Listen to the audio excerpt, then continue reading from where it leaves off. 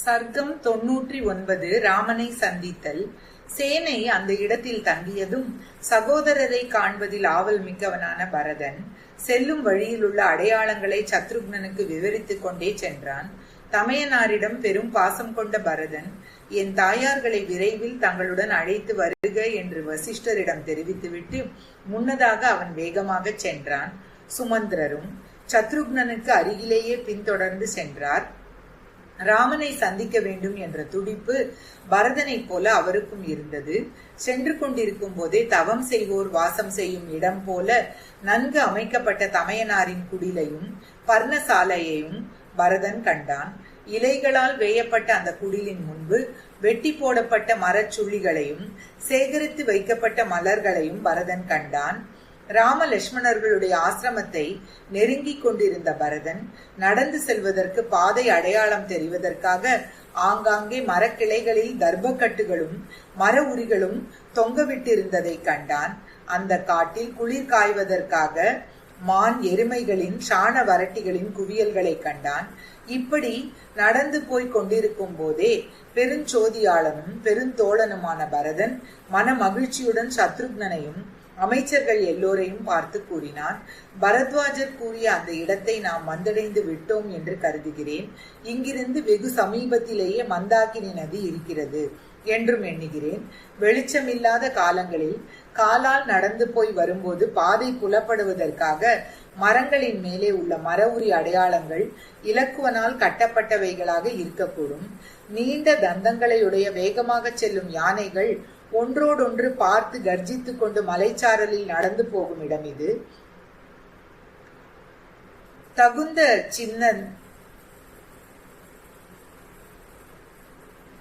காட்டில் வசிக்கும் தவசிகள் எந்த காலத்திலும் அணையாமல் பாதுகாக்க விரும்பும் வேள்வி குண்டத்தில் உள்ள அக்னியின் புகை கூட்டம் இதோ காணப்படுகிறது. இந்த இடத்தில் மாபெரும் வீரரும் ஆச்சாரியர்களை கௌரவிப்பவரும் உயர் பண்பினரும் மா முனிவர் போல் எப்போதும் ஆனந்தத்தில் திளைத்திருப்பவரான ராகவனை தரிசிக்கப் போகிறேன். பின்னர் ஒரு முகூர்த்த காலம் நடந்து சென்று சித்திரக்கூடத்தில் பாய்ந்தோடும் மந்தாகினியை அடைந்து தன்னுடன் வந்திருந்தவர்களை பார்த்து ரகுகுல திலகமான பரதன் இவ்வாறு கூறினான்.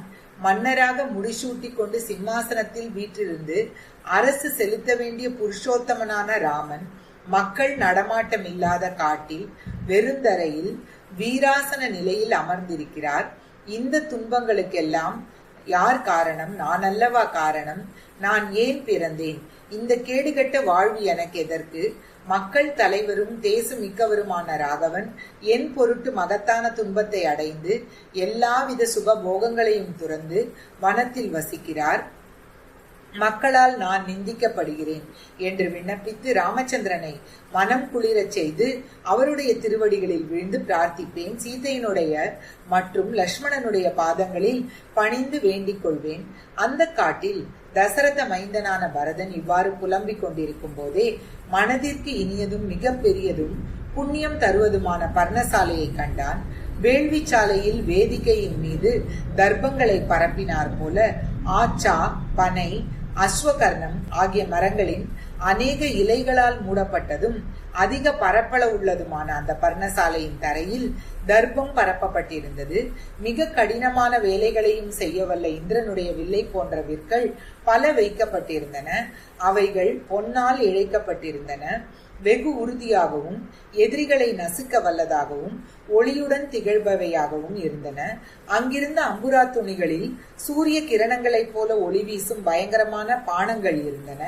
ஒளி உமிழும் முகத்தையுடைய சர்ப்பங்களால் போகவதி நகரம் பிரகாசிப்பதை போல தங்க உரையில் வைக்கப்பட்ட 2 கத்திகளாலும் பொன் மணிகள் பதிக்கப்பட்டு அழகுடன் விளங்கும் 2 கேடயங்களாலும் கலைத்திறனோடு கூடிய பொன் வேலைப்பாடுகளால் அழகாக விளங்கும் கை விரலை காப்பாற்றும் கொப்பிகள் இருந்தன.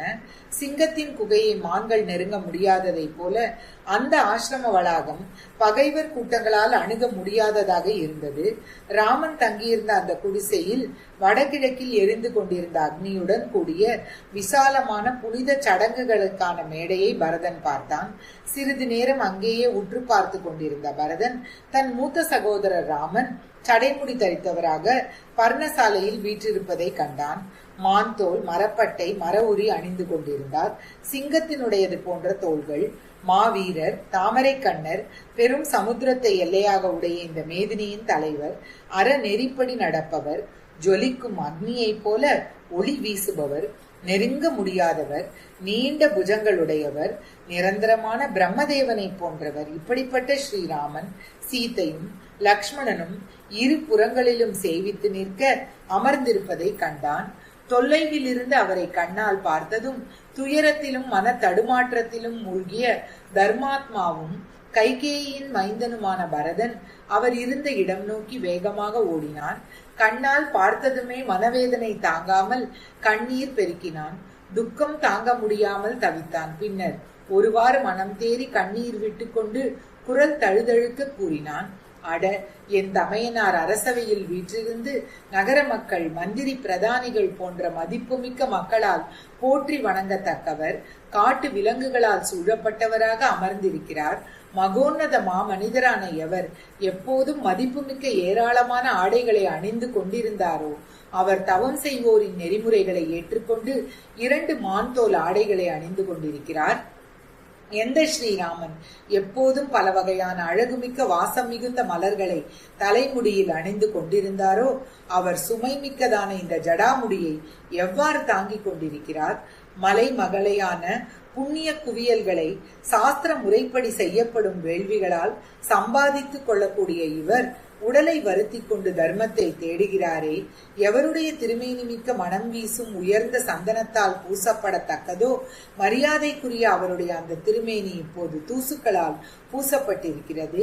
சுக சௌக்கியங்களுக்கு உரியவரான ஸ்ரீராமன் என் காரணமாகத்தான் துக்கத்தை அடைந்திருக்கிறார். ஐயோகோ, மக்களால் நிந்திக்கப்படும் கொடியவனான என் வாழ்க்கை பாழாக போகட்டும்.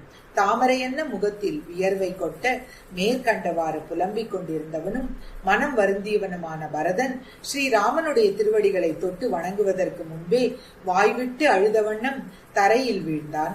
அரசகுமாரனும் மகா பலசாலியும் தாங்க முடியாத துக்கத்தால் தவித்தவனுமான பரதன் அண்ணா என்று ஒரு தடவை கூறினான்.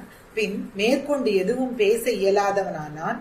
கண்ணீர் பெருக தொண்டை அடைக்க புகழ்மிக்க ராமனை நெருங்கிய போதும் அண்ணா என்று மட்டும் அழைத்தானே தவிர மேலே எதுவும் பேச முடியாத நிலையில் இருந்தான். சத்ருக்னனும் கண்ணீர் பெருக்கியவாறே ராமனின் திருவடிகளில் வணங்கினான். அவ்விருவரையும் அணைத்து கொண்டு ராமனும் கண்ணீர் சொரிந்தார். அவ்வமயம் ஆகாயத்தில் சூரிய சந்திரர்களை சுக்கிரனும் பிரகஸ்பதியும் வந்து பார்ப்பதை போல சுமந்திரரும் குகனும் காட்டில் வசிக்கும் அரச குமாரர்களை அணுகி வந்து தரிசித்தார்கள். அரச யானைகளில் அம்பாரியில் அமர்ந்து அடர்ந்த காட்டில் வனயாத்திரை செய்யத்தக்கவர்களான அரச குமாரர்கள் அங்கே ஒன்று கூடியிருப்பதை கண்டு மட்டில்லாத மகிழ்ச்சி பெற வேண்டிய வனவாசிகள் இன்பத்தை துறந்து கண்ணீர் விட்டார்கள். ஸ்ரீமத் வால்மீகி ராமாயணம் அயோத்தியா காண்டத்தில் 99வது சர்க்கம் முற்றிற்று.